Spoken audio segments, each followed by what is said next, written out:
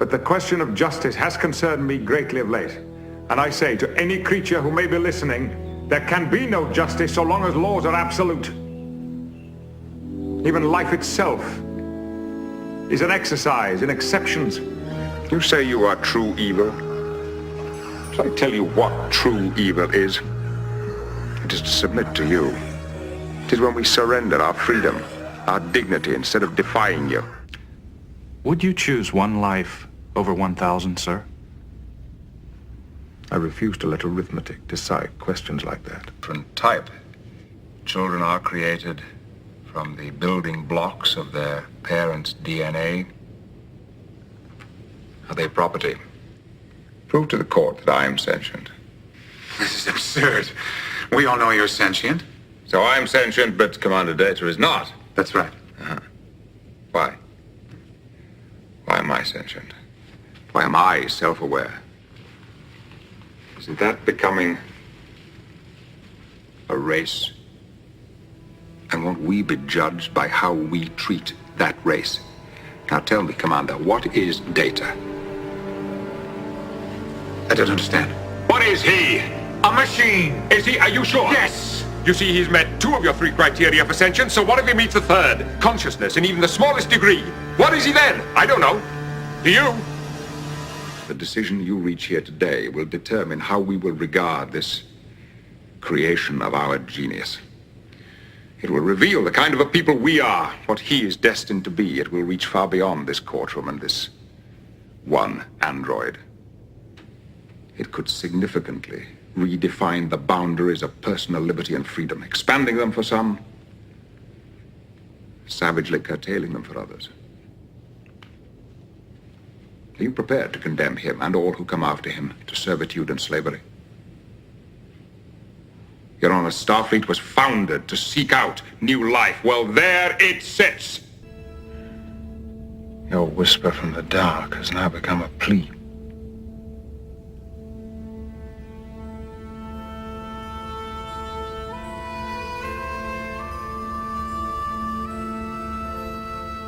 We cannot turn our backs. We're out here to explore, to make contact with other life forms, to establish peaceful relations, but not to interfere.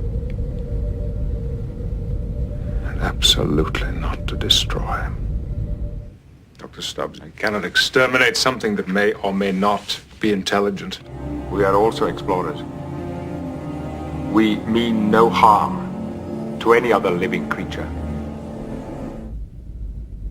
History has shown us that strength may be useless when faced with terrorism. I have never subscribed to the theory that political power flows from the barrel of a gun. Your report describes how rational these people are. Millennia ago, they abandoned their belief in the supernatural. Now you are asking me to sabotage that achievement, to send them back into the dark ages of superstition and ignorance and fear? No! Please, get up. Get up. You must not kneel to me. You do not wish it? I do not deserve it. Matter of internal security. The age-old cry of the oppressor. People are scared. Don't you understand, Captain? They're dangerous. You are dangerous. They're only victims. You made them what they are. You asked them to defend your way of life, and then you discarded them. They're your brothers, your sons, and you turned your backs on them. And you have a decision to make, whether to try and force them back or welcome them home. I have disobeyed a direct order from a superior officer. Although the result of my actions proved positive, the ends cannot justify the means. No, they can't. However, the claim I was only following orders has been used to justify too many tragedies in our history. Starfleet doesn't want officers who will blindly follow orders without analyzing the situation. Surrender. Consider the men and women you would lead into a lost cause. If the cause is just and honorable, they are prepared to give their lives. Your culture will adapt to service ours. Impossible! My culture is based on freedom and self-determination. You must comply. We would rather die. I think when one has been angry for a very long time, one gets used to it. And it becomes comfortable, like old leather. And finally, it becomes so familiar that one can't ever remember feeling any other way. We're not hunters, Doctor, nor is it our role to exact revenge. Doctor, the sperm whale on Earth devours millions of cuttlefish as it roams the oceans. It is not evil, it is feeding. They've given away their humanity with this genetic manipulation. Many of the qualities that they breed out, the uncertainty, self-discovery, the unknown, these are many of the qualities that make life worth living. Well, at least to me. I wouldn't want to live my life knowing that my future was written. My boundaries had been already set.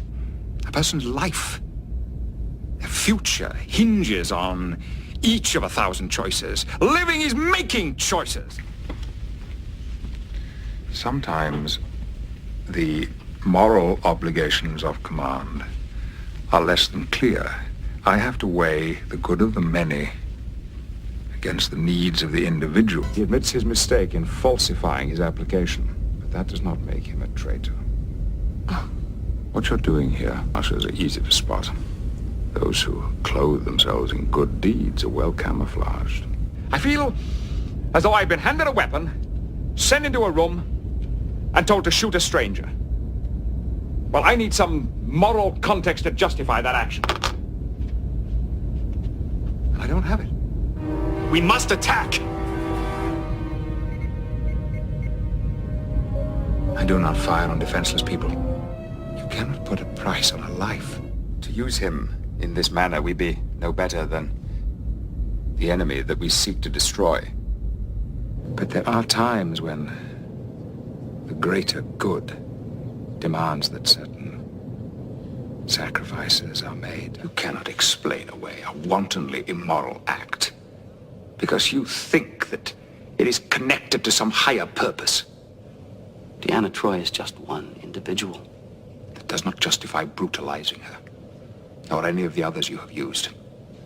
Do you think that makes you appear courageous? Because you're mistaken. You're a coward, Olga. You exploit the innocent. I don't think that I could sanction it. Please understand, Professor, that you are, in essence, a new life form. One that we didn't intend to create and that we don't fully understand.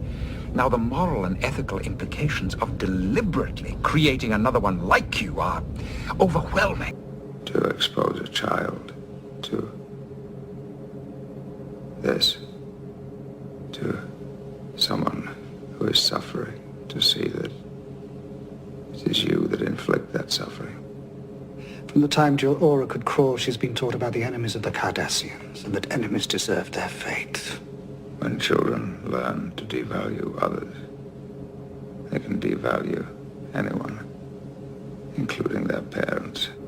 I know that once you were a peaceful people, with a rich spiritual life. What did peace and spirituality get us? People starve by the millions. Since the military took over, hundreds of thousands more have died.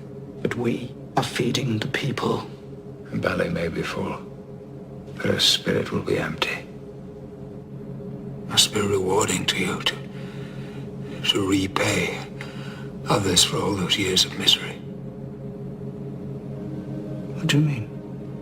Torture has never been a reliable means of extracting information. It is ultimately self-defeating as a means of control.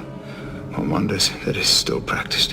Whenever I look at you now, I won't see a powerful Cardassian warrior. I will see a 6-year-old boy who is powerless to protect himself. Be quiet! In spite of all you've done to me, I find you a pitiable man. The first duty of every Starfleet officer is to the truth, whether it's scientific truth, or historical truth, or personal truth. It is the guiding principle on which Starfleet is based. There was a teacher of mine at the Academy who had been confined to a wheelchair from birth. She was a woman. Captain, spare me the inspirational anecdote.